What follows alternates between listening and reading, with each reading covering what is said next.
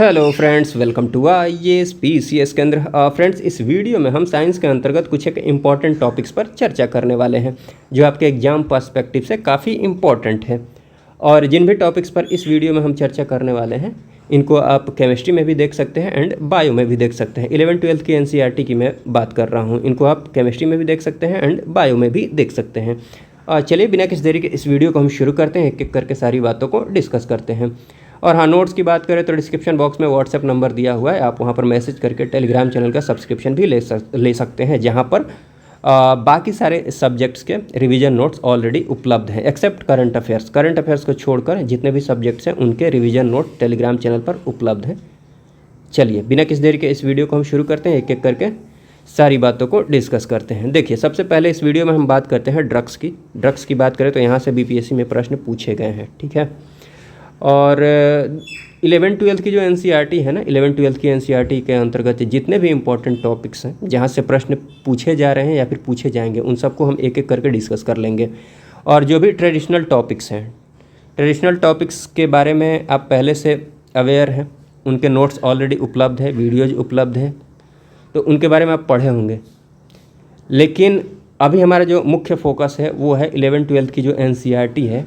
11th-12th की NCERT के अंतर्गत जितने भी इम्पोर्टेंट टॉपिक्स हैं, जितने भी इम्पोर्टेंट चैप्टर्स हैं जहाँ से प्रश्न पूछे जा रहे हैं या फिर पूछे जाएंगे, विशेष रूप से साइंस की बात करें तो हमारी प्राथमिकता यही है कि सबसे पहले इनको डिस्कस करें, ठीक है। एक एक करके डिस्कस कर लेंगे और बाकी जो भी नोट्स है आप नोट से रिवीजन करते रहिएगा। चलिए, ड्रग्स की बात करें तो NCERT में आप पढ़िएगा, वहाँ पर लिखा गया है कि ड्रग्स को अगर आप लिमिटेड मात्रा में यूज करते हैं तो ड्रग्स दवा की तरह काम करता है, मेडिसिन की तरह काम करता है। वही आप लिमिट क्रॉस कर जाते हैं, अत्यधिक मात्रा में यूज करने लगते हैं तो फिर उसका शरीर पर दुष्प्रभाव पड़ता है, जहर की तरह काम करने लगता है। तो वही ज़्यादातर जो ड्रग्स यूज किए जा रहे हैं, मतलब नशा के रूप में यूज किया जा रहा है, जिसका शरीर पर दुष्प्रभाव पड़ रहा है, कुप्रभाव पड़ रहा है, विशेष रूप से उन ड्रग्स की बात हम इसमें करने वाले हैं। जैसे आमतौर पर जो ड्रग्स आप देखने को आपको मिलता होगा, सुनने को मिलता होगा, जिनको आप पढ़ते होंगे, उसमें एक तो आता है ओपियोइड्स, आता है कैनाबिनॉइड्स, आता है कोका एल्कलॉइड्स, ठीक है। तो इनके बारे में हम इसमें पढ़ने वाले हैं। ओपियोइड्स की बात कर ली जाए तो इसका सबसे फेमस जो एग्जाम्पल है आप जानते होंगे, ये है हीरोइन या फिर स्मैक के नाम से आप जानते होंगे, जिसका रासायनिक नाम क्या है, ये नाम जरूर ध्यान रख लीजिएगा, एग्जाम पर्सपेक्टिव से इम्पॉर्टेंट है। एक तो ये ध्यान रख लीजिएगा, ओपियोइड्स के अंतर्गत ये आता है हीरोइन या फिर स्मैक, हीरोइन या फिर स्मैक के नाम से आप जानते होंगे, जिसका रासायनिक नाम क्या है, डाईएसिटिल मॉर्फिन। तो ये ध्यान रख लीजिएगा। हाँ, ये पाया कहाँ से जाता है तो ये आप पहले से जानते होंगे, हीरोइन का जो प्राकृतिक स्रोत है जो पाया जाता है, ये पेपेवर सोमनिफेरम नाम का पौधा होता है, उसके लेटेक्स से प्राप्त होता है, ठीक है। लेटेक्स जानते होंगे आप, जैसे किसी पेड़ या पौधा को काटते हैं तो उसमें से जो गाढ़ा चिपचिपा पदार्थ निकलता है वो लेटेक्स होता है।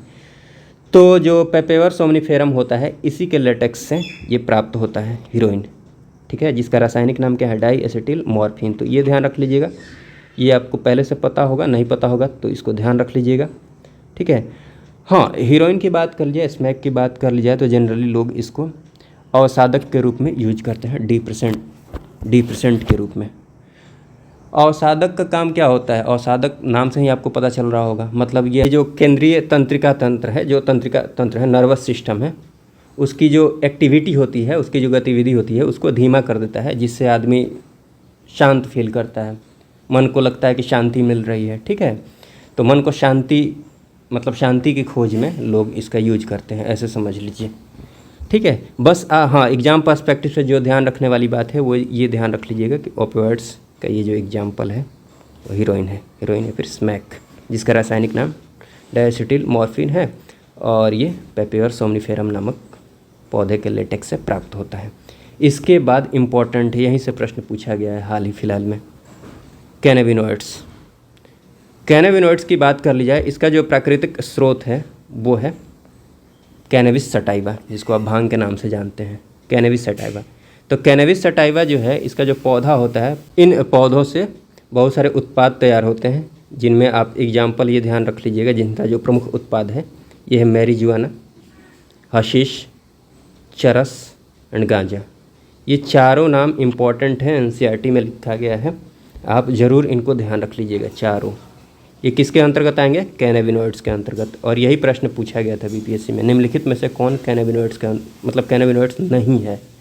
ठीक है, तो ये ज़रूर ध्यान रख लीजिएगा, मैरिजुआना, हशीश, चरस, गांजा। इसके बाद एक आप देखिएगा कोकीन, या फिर कोक के नाम से आप जानते होंगे, कोकीन। ठीक है, कोका एल्कलाइड। कोका एल्कलाइड के अंतर्गत जो एग्जाम्पल है वो ध्यान रख लीजिएगा, कोकीन है, जिसका प्राकृतिक जो स्रोत है ये ध्यान रख लीजिएगा, एरिथ्रोजाइलम कोका। ठीक है, एरिथ्रोजाइलम कोका। इसमें एक आप विशेष बात ये ध्यान रखिएगा कि इसके अत्यधिक सेवन से, कोकीन के अत्यधिक सेवन से विभ्रम की स्थिति उत्पन्न हो जाती है, हेलुसिनेशन की स्थिति। हेलुसिनेशन का मतलब होता है, विभ्रम का मतलब होता है कि कोई चीज़ हो नहीं रही है, कोई घटना हुई नहीं है लेकिन लगता है कि हो गया, जैसे कि कोई आवाज़ कहीं से नहीं आई है, लेकिन जिसको ये प्रॉब्लम होती है विभ्रम की, जिसके अंतर्गत विभ्रम की स्थिति उत्पन्न हो जाती है, हेलुसिनेशन की स्थिति उत्पन्न हो जाती है, उसको लगता है कि कहीं से कुछ आवाज़ आई है, मतलब जो हो नहीं रहा है उसके होने का आभास किसी को हो रहा हो, उसको बोलते हैं विभ्रम। ठीक है, तो विभ्रम की स्थिति उत्पन्न हो जाती है। जैसे ये कोकीन के अत्यधिक सेवन से विभ्रम की स्थिति उत्पन्न होती है, ऐसे ही कुछ एक और एग्जाम्पल्स हैं, उनको भी आप ध्यान रख लीजिएगा। अन्य विभ्रमकारी, यहाँ पर मैंने लिख भी दिया है, अन्य हेलुसिनेशन वाले जो पौधे हैं वो है एट्रोफा, बेलाडोना एंड धतूरा। धतूरा का नाम आपने सुना ही होगा। तो इनसे जो प्रोडक्ट मिलेंगे, जो प्रोडक्ट मिलते हैं, उनके सेवन, अत्यधिक सेवन से विभ्रम की स्थिति उत्पन्न हो सकती है। तो विभ्रमकारी जो ड्रग्स हैं वो किन किन पौधे से मिलते हैं? एक तो एरिथ्रोजाइलम कोका से, जिसका नाम क्या है? कोकीन। एक एट्रोफा बेलाडोना से एंड एक धतूरा। ठीक है, तो ये नाम ध्यान रख लीजिएगा, कोकीन, एट्रोफा बेलाडोना एंड धतूरा। चलिए उसके बाद बात करते हैं, उसके बाद कुछ एक और ड्रग्स हैं, इनका नाम आप ध्यान रख लीजिएगा, जैसे वर्बिट्यूरेट है, एम्फेटेमिन है, बेंजोडाइजेपिन है। तो ये जो ड्रग्स है ना, इनका यूज डॉक्टर्स अक्सर, मान लीजिए कोई डिप्रेशन में चला गया है, ठीक है, डिप्रेशन में चला गया है, या फिर किसी को अनिद्रा की बीमारी है, मतलब नींद नहीं आने की बीमारी है, तो उनके इलाज के लिए इनका ये जो ड्रग्स है इनका प्रयोग डॉक्टर्स करते हैं। लेकिन जनरली देखा गया है कि इनका भी काफ़ी कुप्रयोग होता है, मिसयूज होता है, ठीक है, लोगों के द्वारा। तो ये बात आप ध्यान रख लीजिएगा, थोड़ा नाम ये, ठीक है। डिप्रेशन या फिर अनिद्रा की बीमारी में इनका यूज किया जाता है, बार्बिट्यूरेट, एम्फेटेमिन एंड बेंजोडाइजेपिन, ठीक है। हाँ, इसके बाद तंबाकू में कुछ रासायनिक पदार्थ होते हैं, जैसे एल्कलॉइड है, निकोटीन है। यही एल्कलॉइड यहाँ पर आप देख सकते हैं, कहाँ गया, यहाँ कोका एल्कलॉइड। तो तंबाकू में कुछ एक रासायनिक पदार्थ, ये नाम ध्यान रख लीजिएगा, एल्कलॉइड है एंड निकोटीन है। ऐसे ही धूम्रपान की बात कर ली जाए, स्मोकिंग की बात कर ली जाए, तो ये फैक्ट है, ध्यान रख लीजिएगा कि धूम्रपान से जो ब्लड होता है, ब्लड में कार्बन मोनोऑक्साइड की मात्रा बढ़ जाती है। तो क्वेश्चन पूछ सकते हैं कि किसकी मात्रा बढ़ जाती है अधिक धूम्रपान से, और ऑप्शन में दे सकता है कार्बन, बहुत सारे नाम दे के उसमें एक कार्बन डाइऑक्साइड भी दे सकता है, ठीक है। तो आप हो सकता है नहीं पढ़े होंगे तो कार्बन डाइऑक्साइड को मार सकते हैं, ठीक है, लेकिन आप ध्यान रख लीजिएगा कार्बन मोनोऑक्साइड होगा। धूम्रपान के अत्यधिक सेवन से रक्त में किसकी मात्रा बढ़ जाती है? कार्बन मोनोऑक्साइड की, ठीक है। तो ये सारी बातें हैं। इसके बाद चलिए थोड़ा सा हम वंशागति के आधार, आणविक आधार, डीएनए आरएनए की बात तो हम करेंगे। चलिए यहाँ पर इनकी बात कर लेते हैं थोड़ा सा, न्यूक्लियोटाइड की। ये न्यूक्लियोटाइड की जो ये संरचना है, ये ध्यान रखिएगा, देखिएगा। न्यूक्लियोटाइड की बात कर ली जाए तो यही न्यूक्लियोटाइड, बहुत सारे न्यूक्लियोटाइड मिलकर क्या बनाते हैं? पॉलीन्यूक्लियोटाइड, जिनको हम किससे जानते हैं? न्यूक्लिक अम्ल के नाम से जानते हैं। और वही न्यूक्लिक अम्ल क्या है? DNA RNA. ये आप पढ़े होंगे या फिर पढ़ेंगे, ठीक है। तो चलिए एक बार न्यूक्लियोटाइड के बारे में हम जान लेते हैं। न्यूक्लियोटाइड की ये संरचना है, ये है पेंटोज शुगर। स्ट्रक्चर आपको याद नहीं रखना है, लेकिन मोटा मोटी थोड़ा सा ध्यान रखिएगा, एक दो नज़र रिवीजन के क्रम में देखते रहिएगा। इसमें आपको ये बस ध्यान रखना है कि कौन कौन से तत्व इसमें आते हैं। जैसे यहाँ देखिए नाइट्रोजन है, हाइड्रोजन तो होगा ही, कार्बन होता है, फॉस्फोरस है। तो प्रश्न पूछा भी गया है और पूछा जा सकता है कि निम्नलिखित में से कौन न्यूक्लियोटाइड की संरचना में नहीं उपलब्ध होते हैं, चाहे नहीं उपलब्ध होता है। उसमें ऑप्शन में दे सकता है क्या कहते हैं, ये नाइट्रोजन दे सकता है, कार्बन दे सकता है, ऑक्सीजन दे सकता है, और कोई एक तत्व दे सकता है, या फिर फॉस्फोरस दे के और कोई एक तत्व दे सकता है, और पूछ सकता है निम्नलिखित में से कौन से उपलब्ध नहीं होते हैं। चलिए, तो थोड़ा सा ये ध्यान रख लीजिएगा। हाँ, तो ये मोटा मोटी स्ट्रक्चर ये ध्यान रख लीजिएगा। और उसके बाद बात कर ली जाए कार्बन, जैसे जो साइंस के स्टूडेंट होंगे उनको पता होगा, जो नहीं है उनको मैं बता देता हूँ। अगर कुछ भी नहीं दिखाया गया है, जैसे ये कॉर्नर आपको दिख रहा है, जहाँ कुछ भी नहीं दिखाया गया है वहाँ पर कार्बन होता है, वहाँ पर कार्बन ही होता है। कार्बन के साथ हाइड्रोजन वहाँ पर हो सकता है, लेकिन कार्बन जरूर होता है। ये बात आप ध्यान रख लीजिएगा। तो यहाँ पर कुछ नहीं है तो यहाँ कार्बन जरूर होगा, यहाँ भी कार्बन होगा, ठीक है। हाँ, तो यहाँ पर ये ध्यान रख लीजिएगा, ये जो पेंटोज शुगर है, पेंटोज शुगर से ये यहाँ पर ये नाइट्रोजनी क्षार जुड़ा हुआ है, नाइट्रोजनी बेस।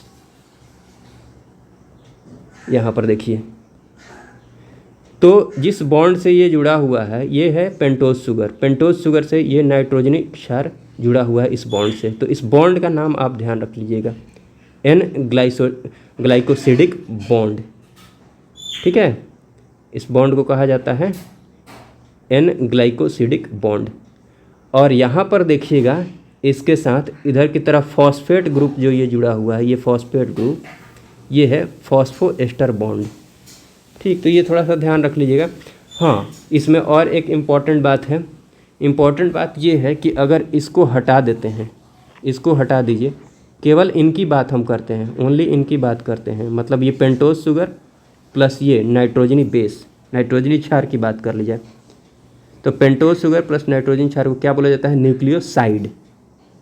और इसी में अगर हम ये फॉस्फेट ग्रुप को भी ऐड कर देते हैं, जोड़ देते हैं, जुड़ जाता है, तो ये बन जाता है न्यूक्लियोटाइड। और बहुत सारे न्यूक्लियोटाइड जब मिलेंगे तो क्या बनेगा, पॉलीन्यूक्लियोटाइड, जिसको हम न्यूक्लिक अम्ल के नाम से जानते हैं।